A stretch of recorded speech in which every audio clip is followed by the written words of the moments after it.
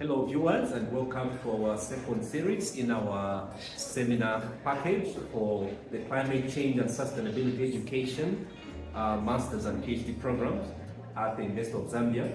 Today we are hosting a very distinguished scholar and thought leader in the field of monitoring and evaluation.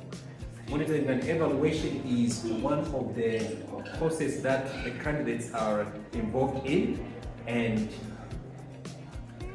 they are actually required to touch base with experts in the field, the practitioners from the industry. And I think this is the reason why we have to invite one expert in the field from the industry to share some few insights. So my name is Manoa Mchanda, and I'm the coordinator for both the PhD and master's program. So with me, I'm joined by some of the scholars physically, and there are some who are joining online. So just allow them to do quick rounds of introductions, and then we go to the presenter, and then we go into the presentation mode. Hello, my name is Denda Simchali, pursuing a Master's of Climate Change and Sustainability Education.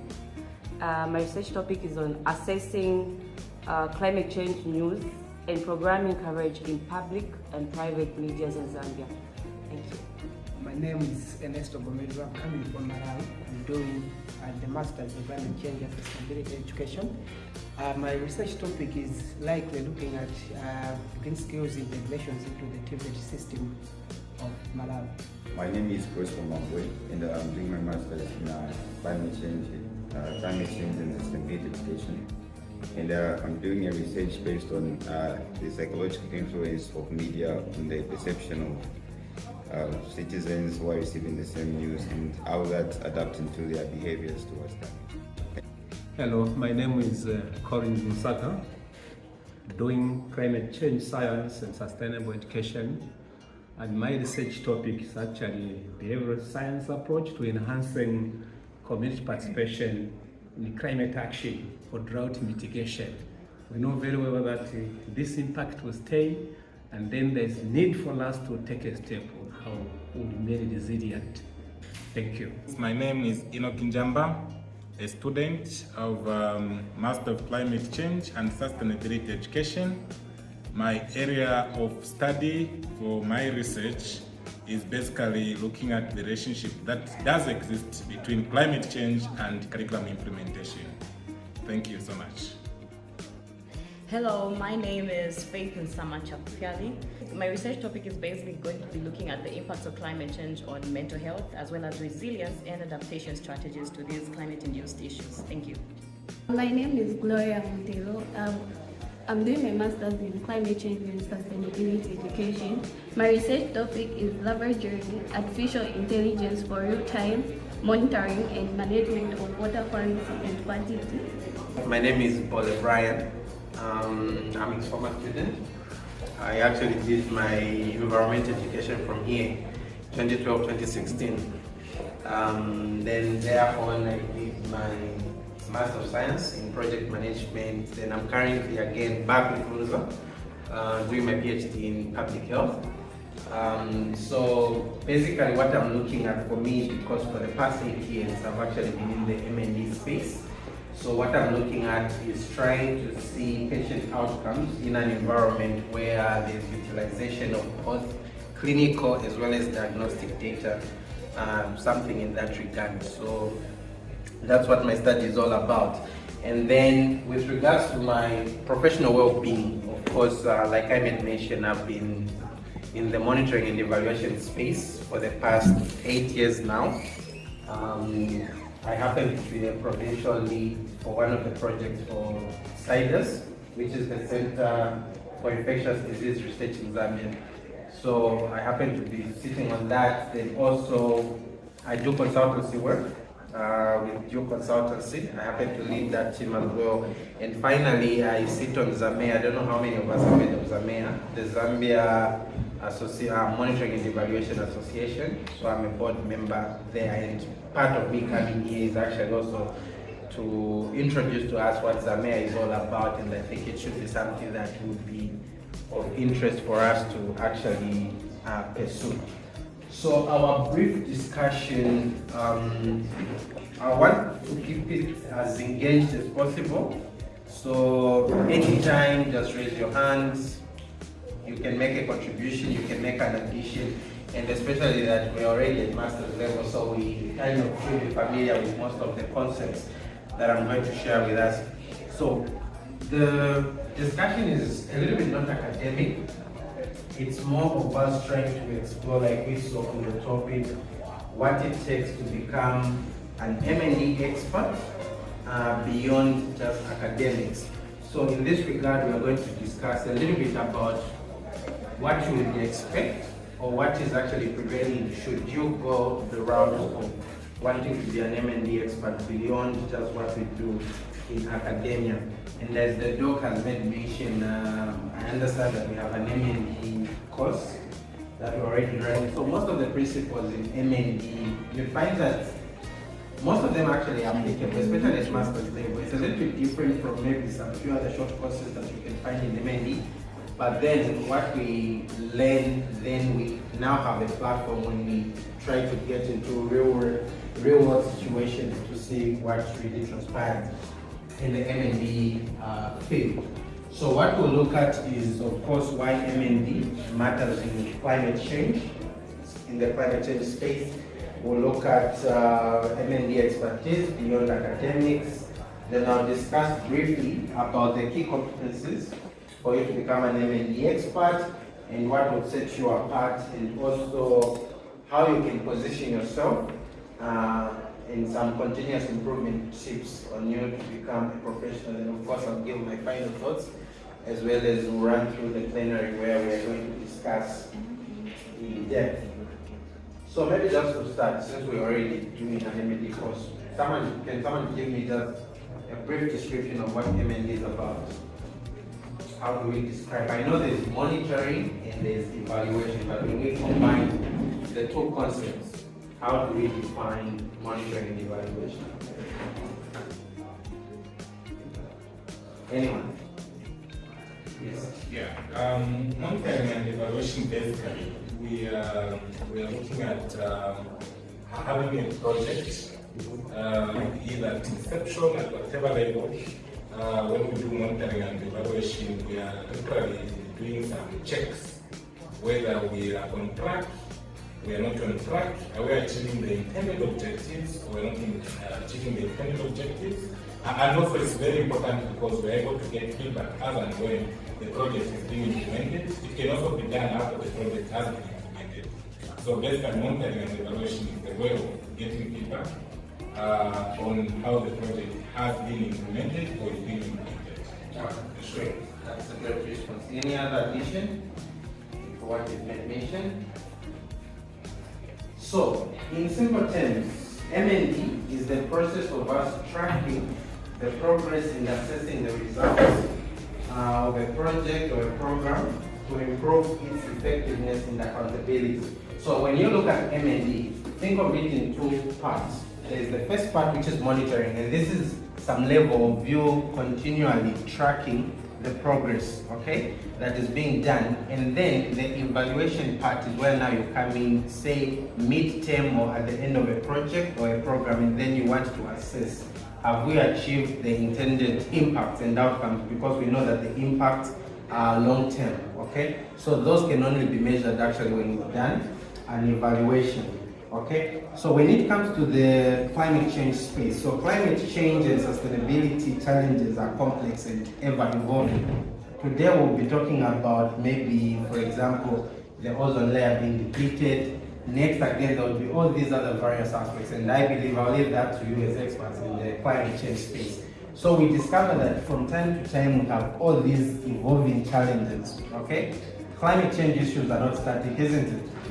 Today we can be looking at something. Of course, there are problems that keep on building up, but then we also have other new emerging issues that come on board.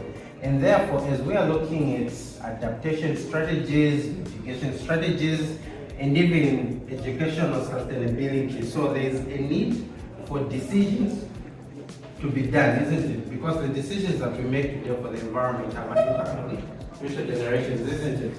And so there is a need for us to have evidence-informed decision making Okay? And this is actually non-negotiable because at the end of the day, how do we ensure that the future generations are safeguarded? How do we ensure that our decisions now are not implicating the future generations? So meaning these decisions, firstly, should be sound, and more importantly, they should be evidence-based, okay? Or rather data-driven. So this is where now M&E comes in. So monitoring and evaluation will ensure that our investments in climate and sustainability programs are effective, equitable, and accountable, okay? So if you look at the whole monitoring and evaluation space, most of them, even when it comes to jobs, they also put in a component of accountability and learning, because monitoring and evaluation as opposed to, like, let's say for example, strategic information goes beyond just collecting the data, but it ensures that the data that you collect, you also take action on it, not so. So meaning you're looking at ensuring that the data that you collect, there's a level of accountability there, because you want, when you take action, you are also taking responsibility, isn't it? And so there's the level of accountability in that, and also the learning part. So if you notice, M&D others would have MERL, MEAL, so there's accountability, there's research, and more importantly, the learning part. What are the lessons learned after you've drawn the data, after you've monitored something, after you've evaluated something? What exactly are the lessons that you're getting from there? So the other thing we need to look at is that M&D provides feedback loop for continuous learning and adaptation, like I made mention, especially in dynamic ecosystems and policy space. Climate change is all about behavior change, which is a greater drive to every dealer habits, because you can present a good system, you can present a good strategy, but without behavior change, that system would collapse, isn't it? So as we look at all these aspects, we are looking at first behavior change, secondly, decision making at master's level, and I believe most of us are not just students, we are also working, isn't it? So in our spaces, how many are already in the climate change space, like already working? All of us are students. How many? Huh? Oh, this is not a lecture, it's just a discussion. So we can free up, yes. How many are already, like, maybe, I just want to get an insight where maybe the institution you're working for, you're already dealing with climate change issues. For the political wings, it's all about policy reforms, isn't it? And these forms, you find that people in parliament, we are the experts here. In parliaments, of course, people would have various expertise, but they are more inclined on the political end. And without them having those deliberations with evidence-based reports and presentations and stakeholder engagement from us climate change experts, we find that the policies that will be adopted might not actually be favorable to us. So meaning we need to now also see how M&E can provide that feedback towards policy reforms. So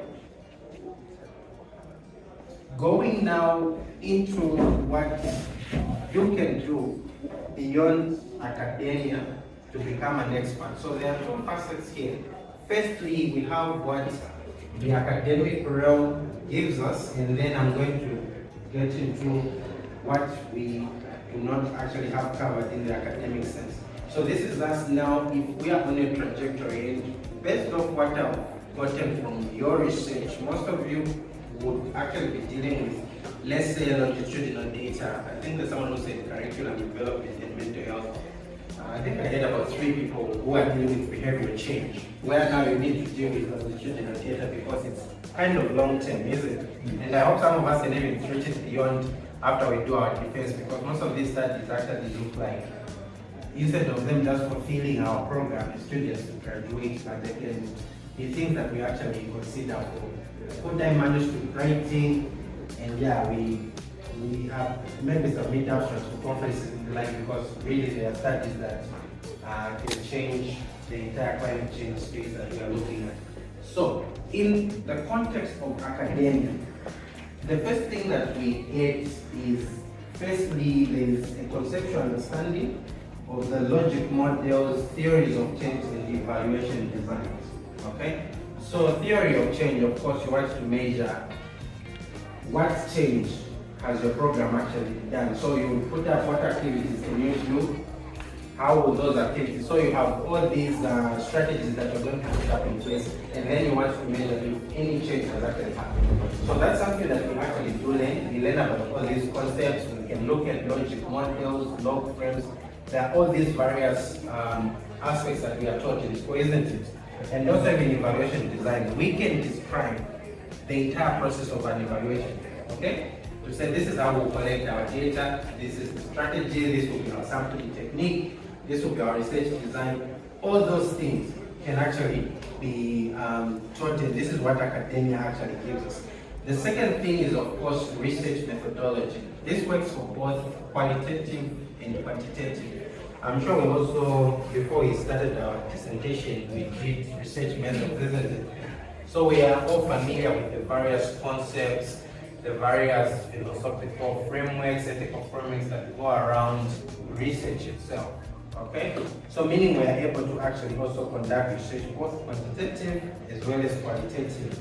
So logic models, anyone who would give a definition before I say, what are logic models? And let's call them logical frameworks. Anyone? Okay. Yes, please. Yeah, not really an expert, a professional definition, but I think from the word itself, one can tell that maybe something that anyone can look at that is able to give logic from maybe the flow of thinking that is contained in that particular framework. So simply just the flow of thinking, the model of thinking that has been used in that particular study. Okay, great. Yeah. So logical frameworks, especially when you're looking at monitoring and evaluation, you got my definition of M&D, a continuous process of tracking certain activities and also outcomes. So you would either use a logic framework where you can identify, let's say for example you have a project, okay? And then you want to, what example can I give? Let's say for example maybe you want to raise awareness about climate change to a particular community. And then in that, so you know that the goal is actually to raise awareness. So now you start breaking it down. How exactly are you going to do this? So what are the objectives? To raise awareness, to promote behavioral change and the like. After you've established your objectives, and then you now come to say what particular activities are you going to do? Are you going to engage the school to do maybe some drama and the like, or are you going to do community sensitization programs? Then after you have your activities, what are the inputs? What exactly are you going to need? You also list those. From there, you move to the next stage, which will be the outcomes. I mean the outputs, which are the immediate results. To say after you've done this thing, what exactly are you getting, and so forth. You move to the outcomes, and later on to the impact. So when you look at that entire framework, and also added to that plan would be indicator development, where you also want to have the means of verification. If you say this is what you're going to do, then how exactly, what is the basis for you to understand that this will actually come to pass, or this is how we're going to do it. So that entire framework forms what we call the logic model. So there are quite a lot, and even like the theories of change is also an example of the log frameworks, because for theory of change, I actually put it here because I know for climate change, it's one of those that we mostly actually use in our space, okay? Then also evaluation design, these are things that we're also taught, how do you conduct an evaluation. So all those various concepts and principles about evaluations design are also things that possibly we cover in our M&D course, okay? Then as well as research methods, this is something that we also cover in academia. Then I was coming to the third one, which is academic rigor in evidence generation. So academic rigor, I can just explain it as the ability for us to actually employ critical thinking. Okay? I think one of my best courses actually by him was environmental management, because every time he'll just present a problem, and then you need to now critically think of a solution to that. Okay? So it goes beyond just what you can read, because even the theories that we find in academia, most of our assignments would actually say, okay, let's say for example, you are given a scholar and the theory to say, okay, how do you apply? So all those are meant to test our ability for critical thinking. And you discover that especially in the climate change and educational sustainability, you find that this is something that we definitely employ. So I think from time to time, most of the tasks, most of the assignments that we're given do test our ability for critical thinking, decision making, as well as strategic planning. Because in every situation we're going to be faced with, it can be disaster. Things just happen, you can just have a flood that you didn't anticipate. How do you work around mitigating those things? Also, there are things that you can prevent because you can read the signs as they are coming. So in all that, you find that most of our academia is heavily reliant in grooming us towards those aspects. Then also we get skills in academic writing and peer-reviewed publications. Do we have any that have done publications before? Oh, I'm sure we are underway. Yeah, definitely. So that's also something that I think it starts from even undergrad, where one of the very first things, whenever you're just given an assignment, you're also given, okay, this is the Harvard information system, this is how you do it, this is how you write an assignment. So all those aspects of academic writing are things that we actually get from academia. And you find that everything that we get from academia forms the basis or the foundation for most of the things that then we can now upscale and move beyond academia to actually being experts and apply them in our field.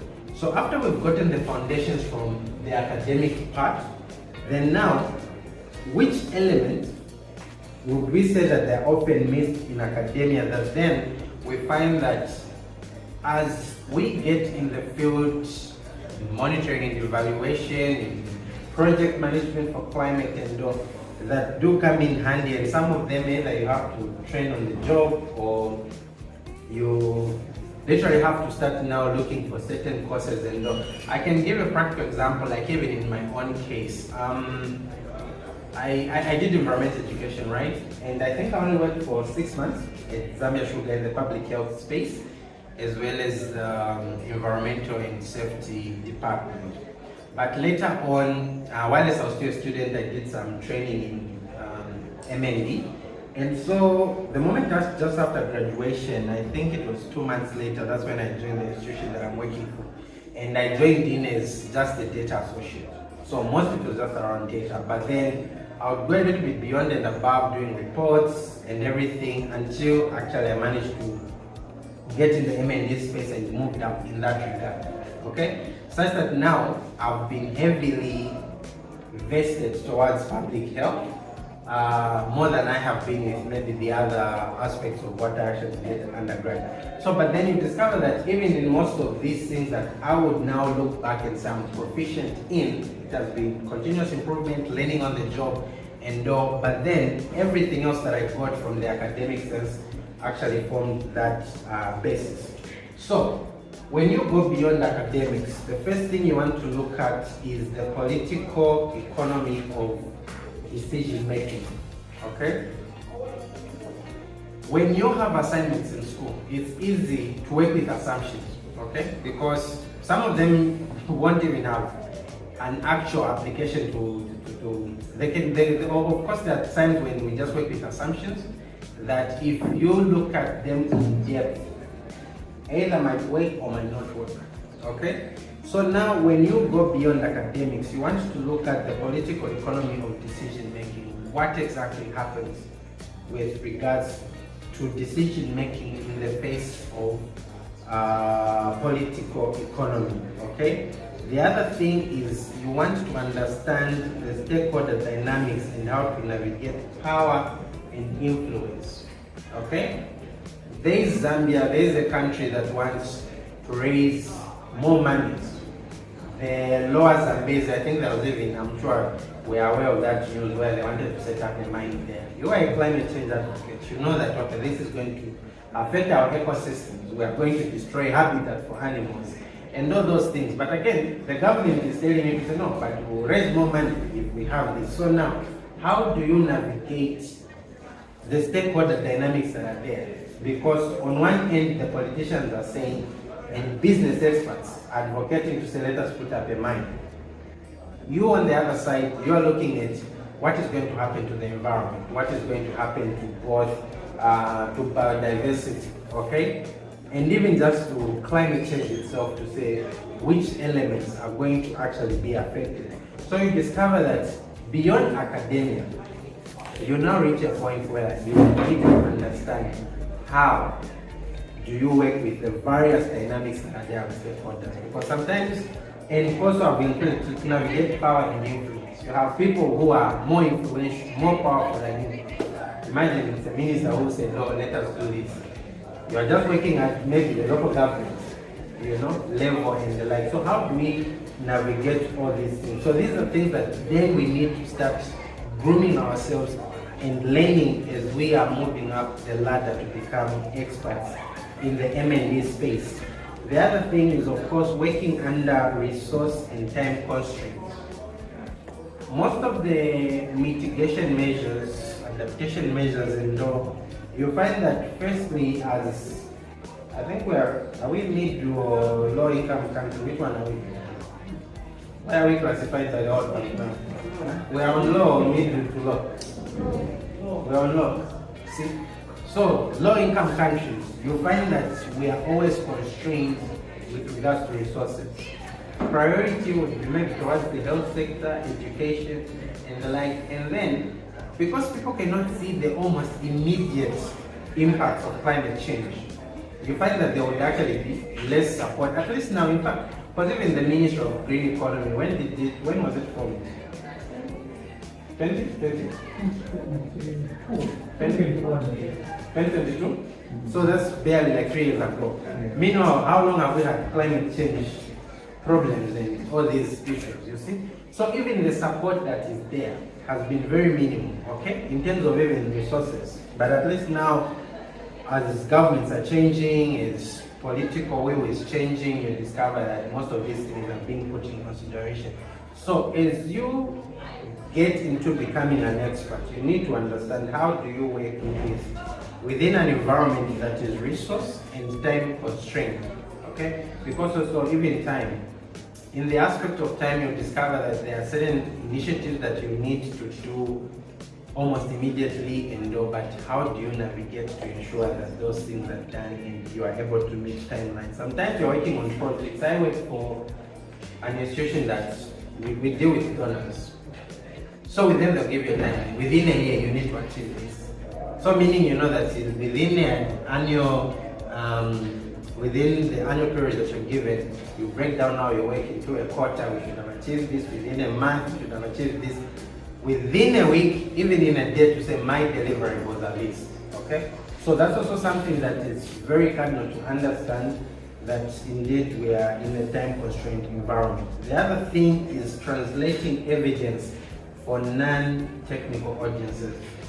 This is one of the greatest challenges with turning numbers into stories.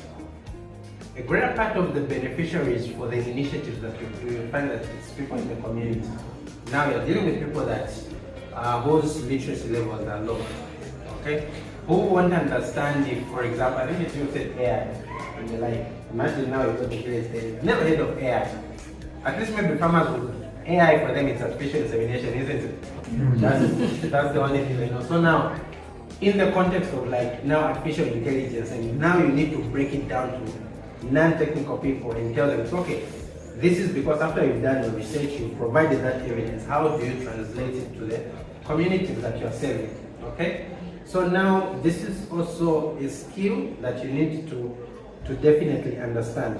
So over and above, an M&E expert does not just collect data, but they have to connect the dots that matter. That's something that we need to put in consideration. So for you, it's not just a matter of, let me collect the data, let me generate a report, and it ends there. You are collecting the data so that you can close the gaps that are there and connecting those dots that do matter. Then, what are the key competencies for an M&E expert? So there are like 4 things that we can consider. There are 4 dimensions for us to becoming experts in the M&E field, okay? So I'll break them down in 4 dimensions. The first part is on the technical aspect, okay? So on the technical aspect, you need to master data collection platforms, digital dashboards, mixed method research, and indicator development, okay? So these are the technical skills that, especially given the times that we are in, if you are going to work towards tracking a program, doing an evaluation, you need to be well vested in data collection platforms, okay? So maybe just to get an idea, which stage are we at on our reports? Have we already started data collection? Proposal development? Okay, so in our proposal, what did we indicate? What methods, actually platforms, because I know methods would vary, but what platforms are we intending to use? Especially those who are doing behavioral studies. Okay? Was it true? Something, yeah. What platforms do we plan on using to collect data? Okay. Basically, they are still building up, going to sections. So I think when we reach on methodologies, there will be better place to respond to such questions. Okay. So they are kind of giving the process at the moment. From the M&E context, they're doing their baseline. M&E to scan what is that currently happening. Yes. Because I want them to transform the school of education into a green school. Yes, so as a simple project, but then from that process that we are applying the M&E principles plus the research. Okay. Absolutely. Okay. All right. Okay. Great. Thanks for the guidance. So, but then some of us, anyone who's taken part in like data collection, what platforms have we used before? Yes, sir. We use the focus group discussions. We also use the key interviews. I think they also usually just questionnaires where you just questionnaires. Okay. So, like for example, questionnaires, hard copy or soft copy? Mostly hard copy. Yes. So, how about any digital platforms? Yes, sir. Yeah, in Malawi I was working with Baobab Health Trust. We are going into the hospitals so that we get the data for those people who are living with HIV and AIDS, so that they are supposed to be given the right medicine and those other stuff. So we're using some electronic gadgets to collect such kind of data. I was also using the Kobo application just to get the information from the people, especially living in the rural areas. Yeah, so those are just some of the digital gadgets that I've been using to collect the data. Okay. So the technical skills, I think Paul has covered. Yeah, so the technical skills, basically, especially given where we are, mostly you'd have digital platforms to collect data. There are open source platforms and there are those that are not open source. Okay, so you can look at Kobo Toolbox. That's very easy to use. You have even Google Forms, so you can create a whole questionnaire actually on Google. Okay, on Google Forms, that's something that is also open source. You look at Open Data Kit, which is ODK. That's also something that is mostly used. You can also explore RedCap.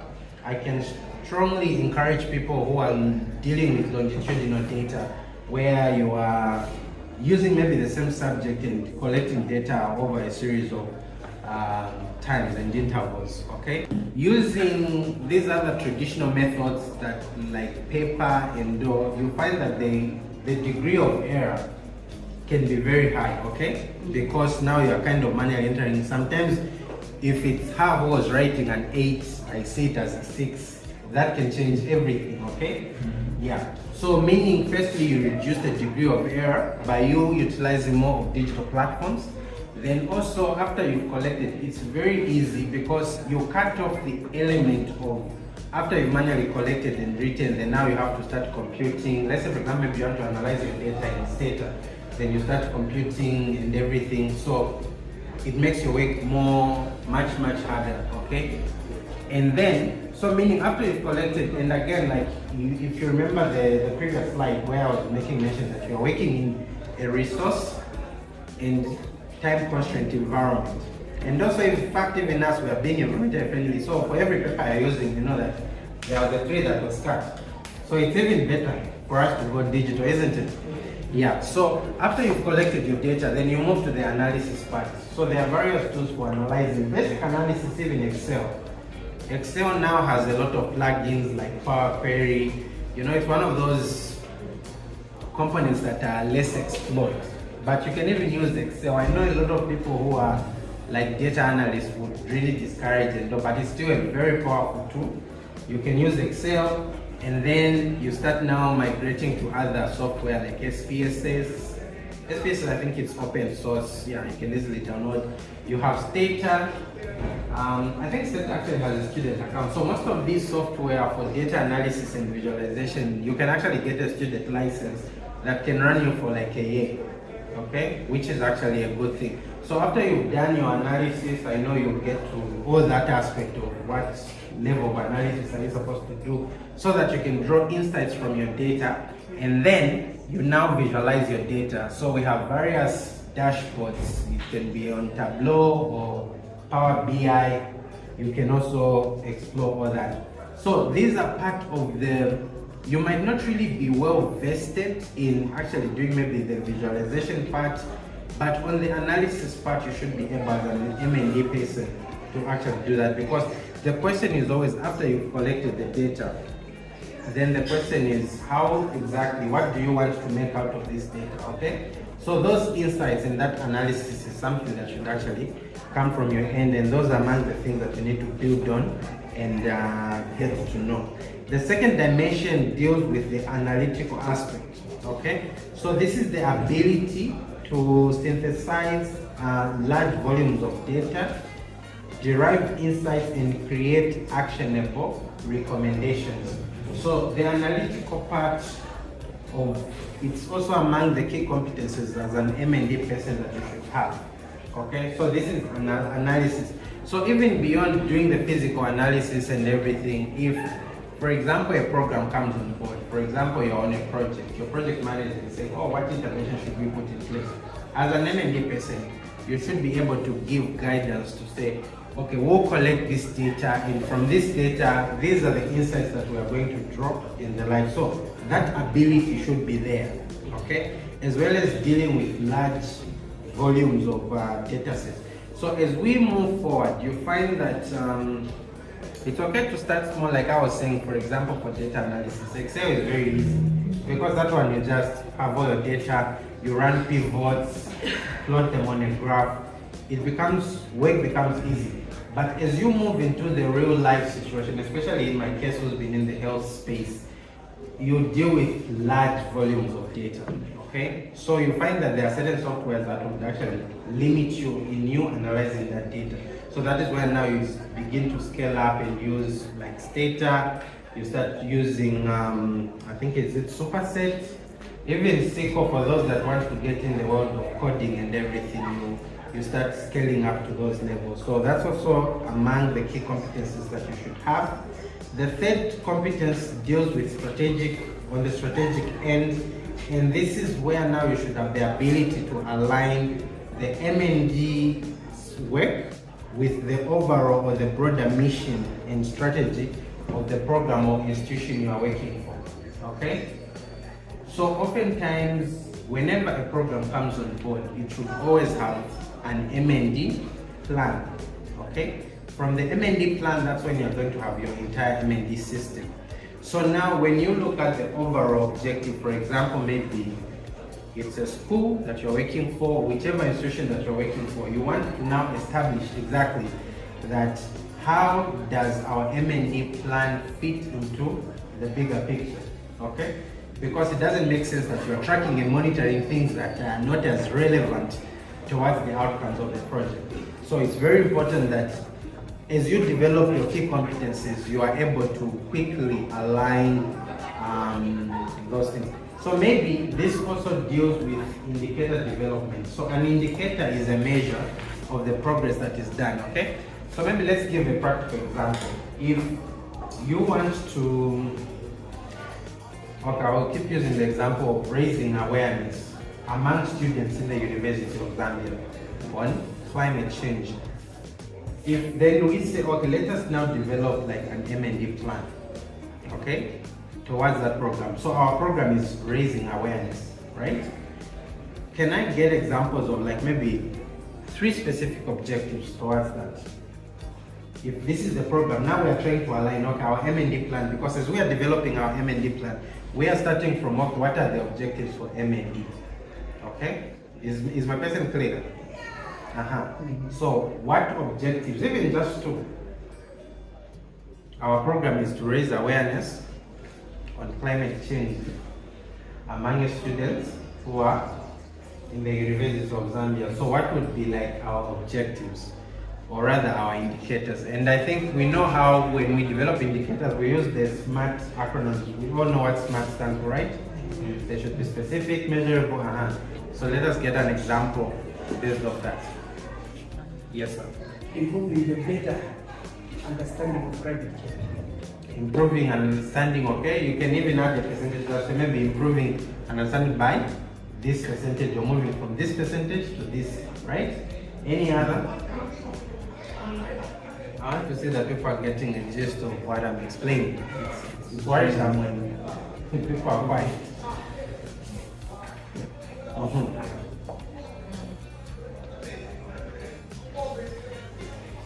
Any other? Yes, Lord.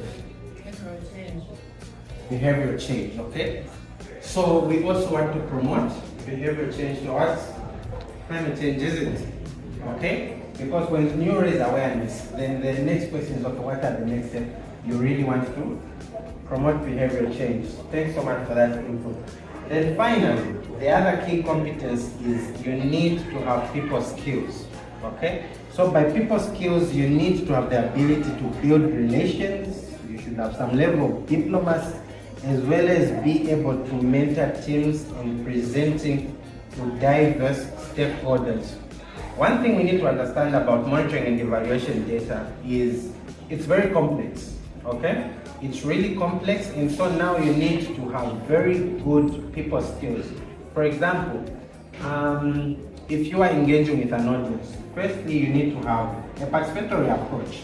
You want people to just get an understanding. The same way I was presenting and communicating to you, I don't want it to just be like business as usual. I need to engage. You need to have an approach that you see, okay, people are engaged and people are actually following through, isn't it? So meaning your people skills should actually be very good. You should also be able to mentor people. If you find yourself in a space where you have to be the M&E person, or I think I'll get on to that, where you opportunities that are found in the M&E space for climate change enthusiasts. So if you happen to be in a position where you have to be the M&E person, meaning from time to time you'll be the one who not only generate reports but also share these with your stakeholders, okay? Oftentimes even in our space, I would have my project manager, but still I'd be the one to make those presentations because I generate the reports, and it's purely based on the fact that I understand the data and everything that has been presented, okay? Then, after you have those key competencies, we'll now look at what would actually set you apart, okay? Because those are the key competencies that everyone in the M&E space obviously has for them to continue being in that space or to operate and work. But then what actually sets you apart? So now speaking into the soft skills, because those were among the hard skills, speaking into the soft skills as an individual, firstly, curiosity and continuous learning. Okay, so experts stay up to date with new methods and emerging trends in monitoring and evaluation in climate change. Okay, so meaning you need to continuously learn, you need to know what is happening in the news, because it's not just enough for you to simply, okay, after you've gotten the education here and everything, then you just remain dormant. So you need to continuously learn. And also be curious, learn to understand, to say, how are things operating than just accepting the status quo. If you found things in a certain way, in fact the principle is, if you come in a certain space, you should leave that place better than you found it, isn't it? So you reach an institution, look at the culture that they have. Do they have evidence-based strategies? Are they using methods that are data-driven and the like? So when you see all those gaps, be curious enough and try by all means possible to actually create an environment where there is continuous learning. The other thing is there's versatility across sectors. So M&D principles should not only confine you to the specific niche or work you find yourself in, okay? You should be able to apply, like for example, for me, I would say, I'm someone who did environmental education, right? Especially in my consulting space, I've been able to actually work mostly on projects around WASH. We've done works around, of course, the health space that I find myself in, as well as education. Okay, so the various principles that you learn in M&D, and if you find yourself to be an M&D expert, you should be able to apply most of these principles across various sectors. And you find that most of the spaces that require a lot of M&D work would be the education space, the health space, agriculture. I know agriculture for a fact that climate change and agriculture are so much intertwined, okay? Yeah, and it's really heavy towards that. So even in the agriculture space, we should be able to operate and function very well. Then the other thing that would set us apart is the ability to translate complexity into clarity. It's very important that we turn complex data into clear and actionable insights. Most of the data that we generate, for example, GIS data, okay? If for some of us who have found themselves in that space, if you are, for example, if you conduct an environmental impact assessment, you have all that data, okay? And then now you want to make sure that people do understand. It can be very complex to someone who's not an expert, isn't it? So now you need to have that ability to translate something that is very complex and make it very simple and as well as actionable, okay? Then the other thing is you need to have a strong ethical and participatory approach, okay? So you need to engage with communities with respect, inclusion, and consent. What we are doing is not something that is just independent, okay? We are involving the community, we are doing it for the community. So even in everything that we do, you're not just going to lump up maybe an idea to people, you know, people only take action when they feel that they were involved. So as we are conducting, for example, our research and all, our proposals would be good, they would be academically smart. The implementation part, the challenge comes in to say, if you're going to employ an intervention, do your baseline, go to this community, start engaging with them straight on. So I've noticed there's this problem. Sometimes don't even say you've not, just say, okay, what challenges do you have around, like, for example, maybe curriculum development, is it mental health, and the like. Get their views. Then secondly, also, if you had things done differently, what would you do? So when we involve people constantly, they feel that there's that participation that they have in. So they also feel that they are part of the solution that you're presenting.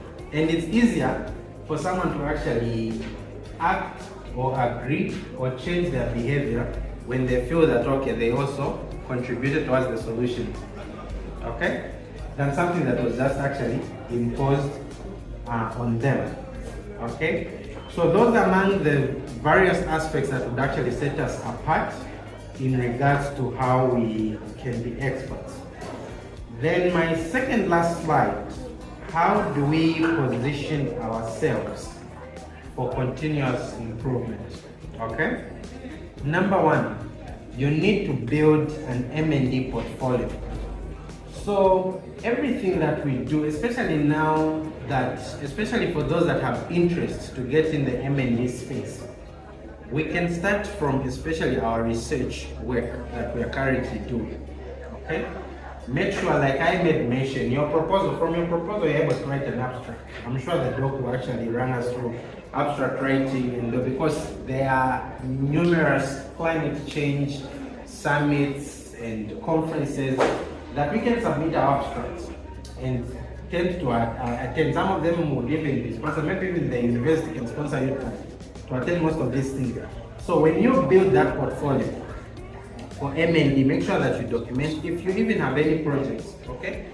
you, like he made mention of the project that you're running, obviously your name will be there. Let it also reflect it on your own CV to say, oh, actually I took part in this initiative, this is what exactly was happening. So make sure that your portfolio is well built so that even as you want to get in the M&E space, it's easier for people to follow through that this is exactly what you were doing. Secondly, there's need to join professional bodies. So one of the bodies that, like I made mention, I'm a board member for the Zambia Monitoring and Evaluation Association. Membership really for professional, it's just a 500, like literally just a 500 for the entire year, okay? So I'll be able to share the details with the talk. So one of the advantages that you'll get with joining ZAMEA, firstly, there's of course networking. It has a membership of over 1,200 people. And most of them are, we do not only have M&D professionals, but even associates that are mostly just researchers, people who are in the education space. So firstly, you have that networking opportunity that's there. You'll find that maybe in your research, you can easily find someone that can actually help you in that regard, okay? So that's one of the advantages of joining. And also we have quite a number of upskilling programs. And these are a lot. And you find that there are certain programs, webinars and workshops that to members are actually free. So now imagine an entire year you just pay 500 and you can kind of even attend about close to even almost every month, if not every 2 months. We have some free webinars that are exclusive to members only.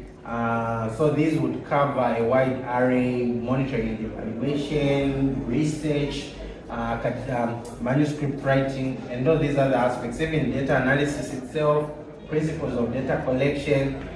So there are quite a lot of programs that can actually, that you can benefit from, okay? So it's one of those associations that I'm strongly encourage everyone to actually join, because most of the knowledge that we have, and this is one thing that is also there, we are in a world where we have, that is full of information.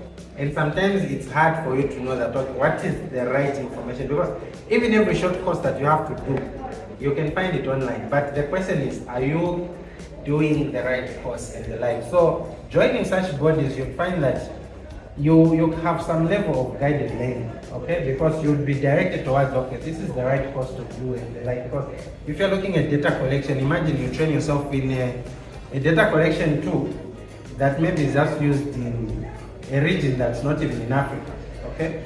So at least with joining professional bodies, you get to get things that are relevant, the relevant training that is needed, and also networking opportunities that are very important, because you can then position yourself strategically in the areas you find yourself in. Then the other thing is you need to brand yourself with clarity, okay? So your CV should be well crafted, have a LinkedIn profile that shows the various things that you do in the M&D profession, okay? So you can be working, for example, I assume you're a teacher? Yeah, but then, like you said, you have engagements with the Ministry of Agriculture. You are doing these engagements. That is the component of M&D and the like. So should an opportunity in the M&D space find itself, you would have listed exactly what you've been doing in that regard, okay? So this entails that as we craft up our CVs, as we build up our portfolios, let there be that level of clarity towards what we've done in the M&D space. Even the things that we've done, like for example, as I was saying, if you have publications that you've done, any data collection activities, did you do some analysis, did you do some reports, stakeholder engagements? So there are a lot of M&D activities that you can actually have listed there. Then the other thing is be proactive in your practice, okay? By being proactive, it entails that not only should you show a certificate, for example, I think most of the student associations would have these M&D courses, right? I think I did mine with, it was ISA. Yeah, I think it was ISA, yes, that time. So you find that all these certificates can be there. There are also a lot of other free platforms, right? Where you do most of these short courses and the like. So not only should you have that certification, you should also show some practical sense to that. So if you should volunteer, you can volunteer in that space. You can also do internships, okay? Internships mostly, I know most people leave out internships to people who just graduated from undergrad and they are the ones to be interns. But sometimes you can actually find yourself in that space. For example, if you're already working and you find that you want to be on the trajectory for monitoring and evaluation, even within your institutions, you can decide to say, okay, I've seen there's this opportunity and the like, I'll be going a little bit extra, okay? For example, maybe if you are supposed to just be a teacher doing this, but then you know, like, okay, as a school, obviously there's a project that maybe we are running towards climate change. Let me be the M&D guy here. I'll make sure that, okay, we collect the data, I'll be the one in charge of the reports and do this stakeholder engagement. So you can still decide to volunteer and do most of these works within the institutions that you are already attached to, okay? Then coming to some of the challenges and opportunities in climate change, and this is data mostly from the Zambian context. What challenges do we have and what opportunities can we find in the M&D space? The first one is, of course, inconsistent data quality and limited access to reliable climate data, okay? So this is among the challenges that were noticed. And of course, the opportunity here is an advancement in big data analytics for AI, for better data interpretation. So the opportunity here for M&D is amidst all this inconsistency in terms of the data for climate change, because oftentimes people want to make decisions based off the data, but they cannot rely on the data because either there's some level of inconsistency in the data being collected, maybe it's not being collected correctly, or maybe there could be some level of, maybe even you are resource constrained, okay? We can't collect this data. So an advancement in big data analytics becomes something that's very important, and that's an element of M&D. The other thing is, of course, difficulty in linking long-term climate outcomes to short-term interventions, okay? So longitudinal studies and impact modeling techniques can actually work. For example, you know that behavior change is not something that happens overnight, okay? And so you find that most of maybe these climate change interventions, some of them can actually just come short term, especially for like maybe farmers. You find that an institution will come and say, okay, you plant this kind of crop because you know it's maybe resilient to this type of weather and the like. That can be kind of a little bit short term. So they'll come for this farming season, raise an awareness for 2 weeks to the farmers, plant this, and the farmers will agree, oh, okay, cool, free seedlings and the like. They plant that and it ends there. That's just like some kind of short term, okay? But now, when we as experts come on board, we want to really understand, so, okay, if we are going to keep on in this agriculture sector, they are planting this, the farmer, by then we'll just look at the incentives that really come with, like, okay, if someone brings you free seed and you don't, okay, you plant this, and they'll be like, oh, no expense for me, that's it. But that doesn't really employ and give us the evidence that there will be some level of behavior there, because next time will that farmer be willing to go and buy that seed no matter how expensive it is? So that's just a short-term intervention. So now, as climate change experts, we want long-term outcomes, isn't it? Behavior change. So in the face of M&D, if these longitudinal studies are done, then that can actually be ideal. The other thing that we can do is impact modeling techniques, where you can project to say, okay, if the status quo doesn't change, this will be the outcome. This is you providing now evidence of what would be the case. If, let's say, for example, certain kind of behaviors are not, do not change, okay? So this also happens only when we are able to provide evidence for the things that we are talking about, because you can, it's hard to just speak in lay terms, especially for most of these climate change issues. So you need to have the evidence. So if you are going to present to say, okay, it's detrimental for A, B, C, D, and so to be done, then do we have the evidence that backs up our assumptions, okay? So that's also something that we can look into. The other thing, of course, is we have limited technical expertise in M&D for climate change.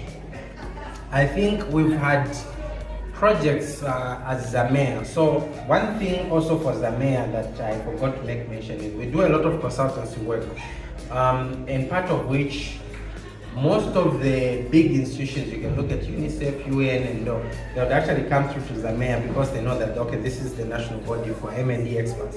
They would just write to us and say, okay, we want maybe 10 experts to be on this project.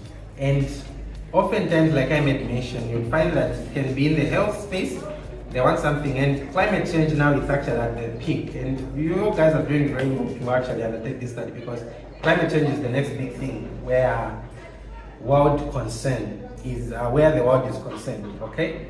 So you discover that they would come on board, we want people to do data collection, there's this consultancy work and the like.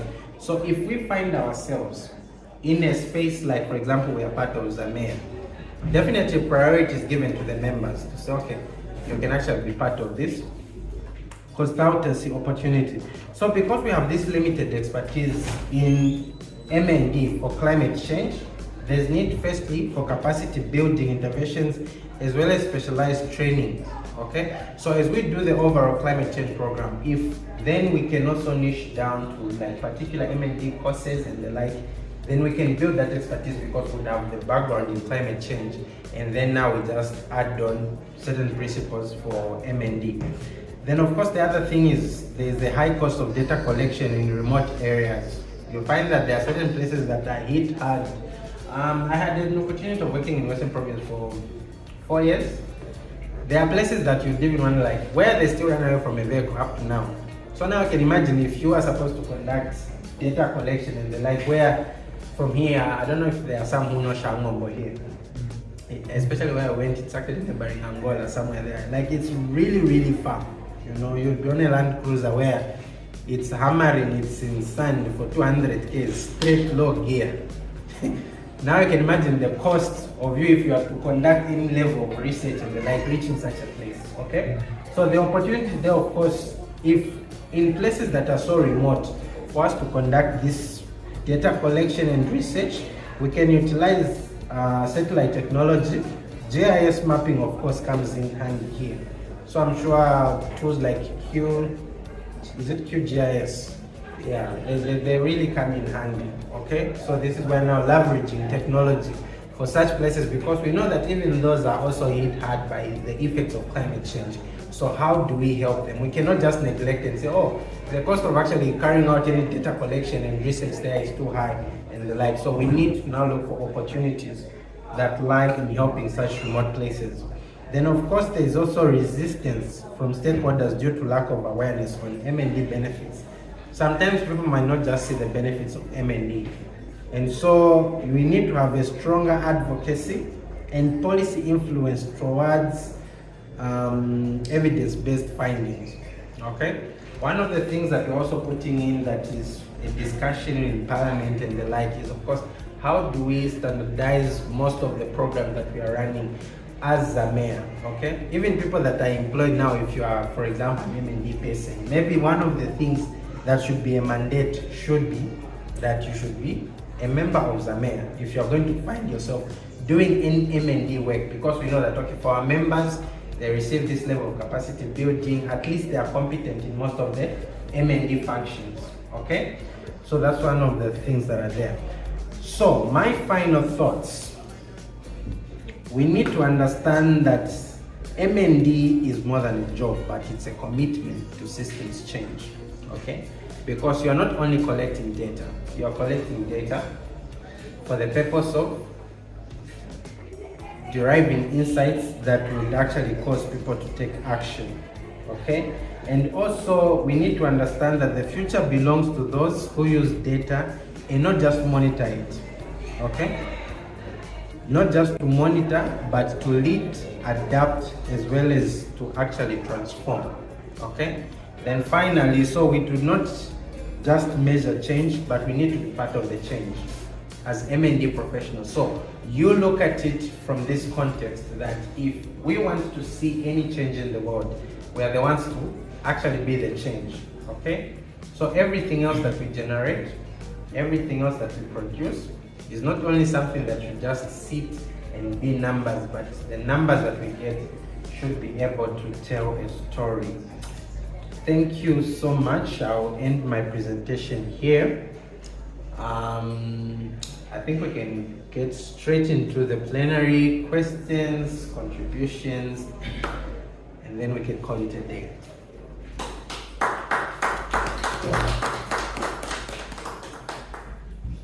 All right, you have paid yourselves, and it's like Mr. Bole came to summarize the whole course. So now as we'll be going section by section, be able to relate. So the foundation was laid, which is very good. So we most sincerely appreciate this very insightful and practical sharing of information from the theoretical and also from the practical point of view. It's something that we appreciate. Now the floor is open for any questions, discussion points, clarification, and so on and so forth. So you have mentioned that one can become a member of this body, and the membership is 500 pounds. At what time of the day does this membership actually? At what time of the day do the new members get to enroll? And when they are enrolled, of course there are financial challenges which are there. Are there financial benefits to an individual who is struggling financially? So at the moment this person joined this body, then is also benefiting financially as well as become knowledgeable and become useful in the society. Thank you. Do you have any other question, especially in line with, you had a question?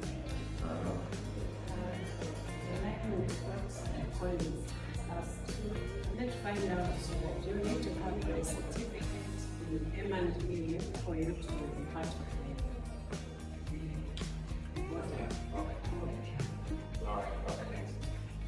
So to answer your question, so Zamea actually has about 4 tiers of membership. There's even one for student membership, okay, which is, I think, should be just 100 kwacha or 200. Okay, then also the other thing is membership is open any time of the year, so it runs for a year. So from the time you've made your payment for whatever annual subscription, and then it will only expire after a year has elapsed. So if you paid, for example, today, then it will be next year this time that it actually expires. Okay, that's the first part. Then the second part is with regards to finances. So like I made mention, priority is given to members, and the way we help, because we understand most of our membership are actually students. Okay, we have students and school leavers, so most of the opportunities as they come, because you find that the M&D space is a little bit how does it versatile. Okay, so for example, if we have a project that has come from UNICEF dealing with climate change, and then they have maybe, they even want about 20 enumerators, they want 10 people to field supervisors. So priority will be members within Zamea that also have a background in that field. Okay, so if, for example, consultancy opportunity presented itself and we needed it around climate change, we'll also look at people who have that background in climate change. And so even if given that regard, priority would be this group here. Okay, so those are some of the benefits that then members tend to participate, and you find that that internship opportunity or that consultant's opportunity gives you the practical feel of being in the field and doing the actual work. Then the other thing is we have what we call upskilling programs. So these are training programs that happen physically as well as virtually. So there are some that will just require a minimum fee for members to pay. It can even be as low as 100 kwacha. Okay, and maybe those are because you need to have some software installed on your device, especially for data analysis and the like. But most of the others actually tend to actually be free. Okay, so we have various forums where once you're a member, your email is there, you'll be receiving invites to various webinars where we have experts come on board to talk about various things in the M&E space. And also even within the University of Zambia, because most of our trainings actually do happen within campus actually here. where maybe it's a 1-week program or so, that some of them are free and some of them the cost is still very, very minimal. Yeah. Then like I made mention, we also have networking opportunities. So in June, we should have a summit. I think it will be at Intercontinental. The price is also very minimal as well for that one, also for members. Okay, so also for such opportunities, you'd find that we'll have people who are presenting on various topics, we'll have people who have exhibition stands where you can go there. You know how summits actually do work and the like. So we also have those opportunities. Then the other thing is, for most conferences that do happen, okay, we also sponsor people for certain conferences once we have that ability. So for example, if you set an abstract, it's around M&D in climate change, there's a conference, and you can definitely write to Zamea and they can help you cushion on any possible expenses that you might have. So there are quite a number and numerous benefits that do come with you being part of this body.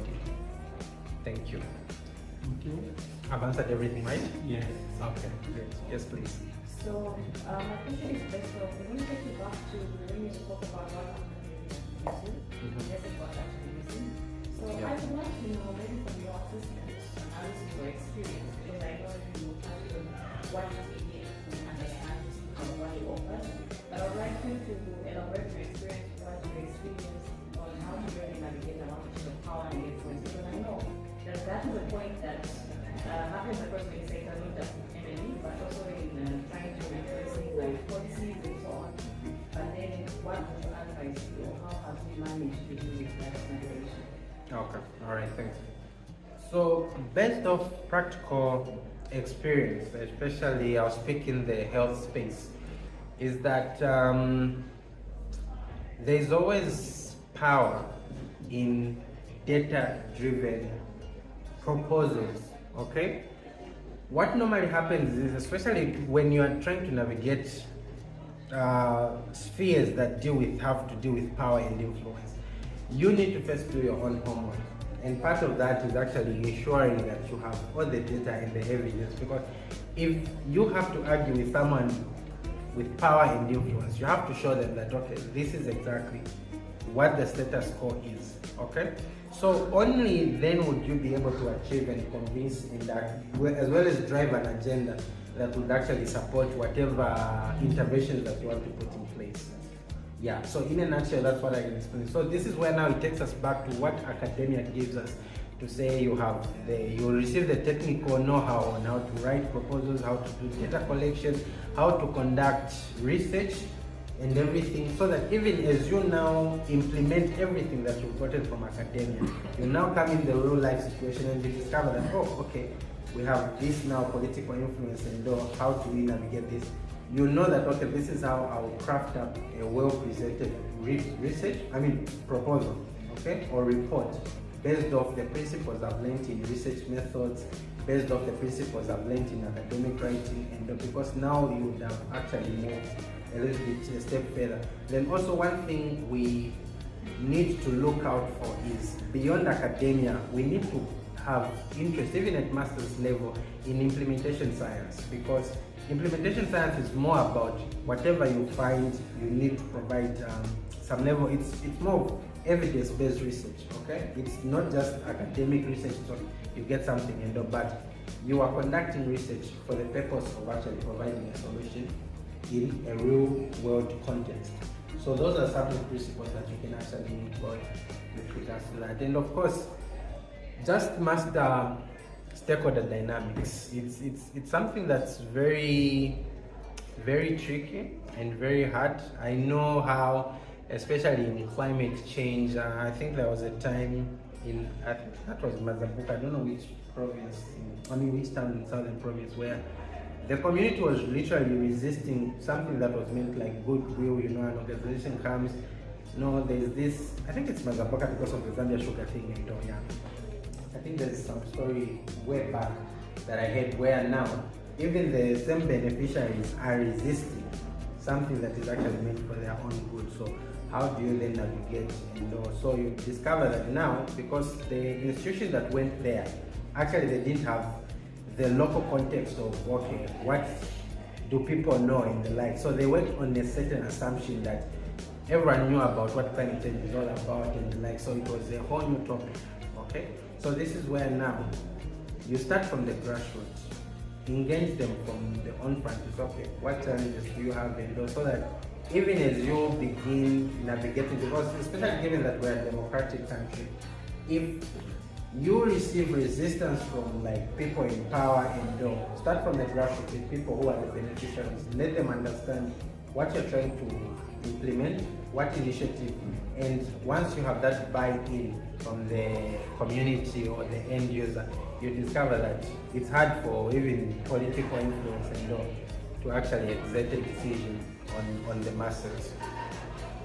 In a nutshell, especially for health programs, I think that's what's working, and I think it's a universal principle that can apply to most other aspects. Do we have any other?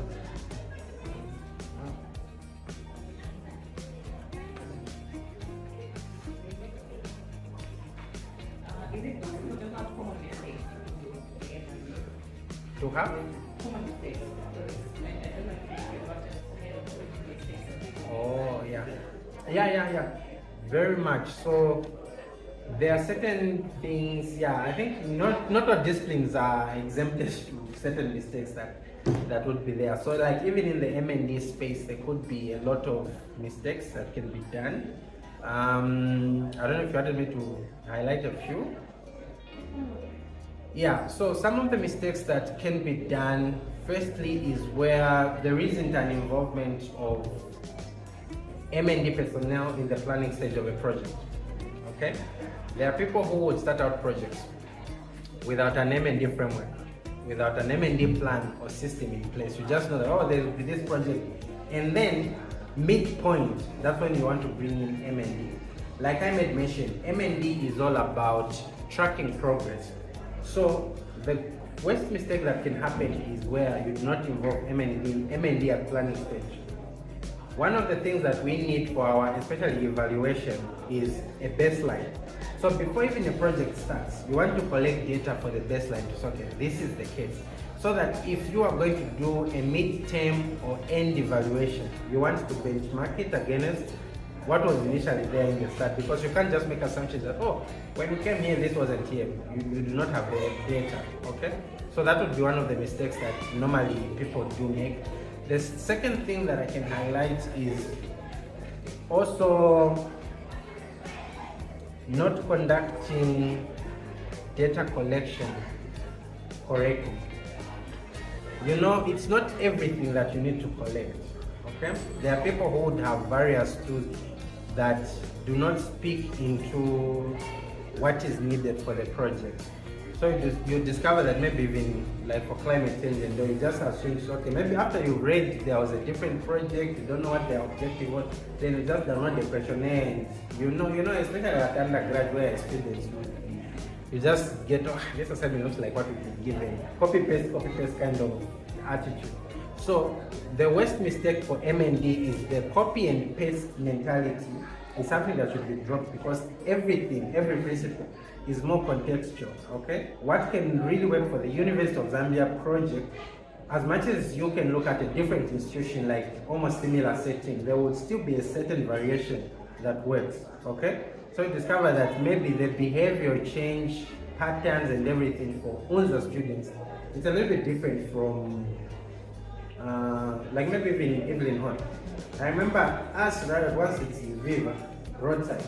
That side they start breaking things inside, isn't it? So you discover that already there's a variation there. So even if there's something that needs to be done, you are dealing with both our institutions, but you discover that the context kind of a little bit different. So M&D mistake that can be done is working on the assumption that just because this entity is the same as this one, then the context is the same. Yeah. I think I can just take one last question. There should be any or yeah. So I will be able to share with the doc the presentation as well as the Zamea contacts. I'm hoping I will see a good number of people joining, even those that I don't know if they are still with us online. The network is disappointed. Oh, okay. Yeah. Well, I should be actually, able to share. I would like to come in and say it's mandatory that all these must remain the association, because we are not training people for academic purposes, but we are training them to become thought leaders and experts in their field. And they will not become experts in this classroom. They will become experts by associating with experts in the industry. Yeah, so I know that financial challenges may come, but I hope we may treat all of them as students. Yeah, even that, because I think, yeah, the privileges are the same, literally. Absolutely. Don't say, well, they are students, but they are waiting. Yeah, so I think it's something that we have to put on their behalf. Yes, I'm not the only one, but we also have PhD candidates. It's mandatory that they have to be members. They don't have to start membership. Yeah, so we appreciate to receive those details and make sure that we all become members with immediate effect. Yes, exactly. So we have any question, topic, or point of discussion? If there's nothing, then I would love to invite one of the scholars to come and give a vote of thanks, and then we go into the day. My name is Enoch Kinjamba, a student of Master Climate Change and Sustainability Education here at the University of Zambia. I'm standing here to give a vote of thanks. First of all, I would like to give this gratitude to you, Dr. Mchanga, for having organized such a wonderful platform for us students to appreciate what is happening out there in the industry. Clearly, this shows that you have concern for us students, not just to have academic knowledge, but to be well vested with both academic knowledge and to be ready with what is happening outside or rather in the industry. And to you, Mr. Brian Bole, is that how you pronounce the name, sir? Wonderful. Sir, what you have given us is a great insight that we remain grateful for, because you have simply opened the industry that we have not yet joined out there. But from this presentation that you have given us, we have been able to see, to have a clear perspective of what is obtaining in the industry, and we are very sure that working with you side by side, we shall be able to achieve great things ahead of us. Please be available once again. We also appreciate you for having come even at a short notice that Doc reached out. We are so grateful. We know this conversation is going to benefit us even as we prepare our studies, our researches. We'll always be able to, I've already picked REDCap for part of my data processing. I've also picked the longitudinal study as part of what I'm going to use. So clearly you can see your presentation was not just for academic purposes, but it has come to help us. And we shall be joining you shortly at Zamea as members. And to the colleagues, thank you so much for attending this. Please let us participate in next activities that will come again. Thank you so much for everyone. All right, thank you very much. This has been a fantastic and insightful session, and in case we call upon you, please be available, or you may tag along another person from the association, from the board. Come and inspire our students here. I think you've seen that majority are occupied, but they were trying to join online. The network was not that good. But we are hoping that there will be another session where we can bring them on board, all of them, including PhD candidates, to interact with you and other scholars who are experts in the field. And we would love to use the expertise that will drive the agenda of mitigating climate change and promoting sustainability in the community. Yeah, so we are most grateful for coming, and I would love to quickly receive the details so that we start building up the members of the association. And I think I will be the first one to register so that all of them are inspired.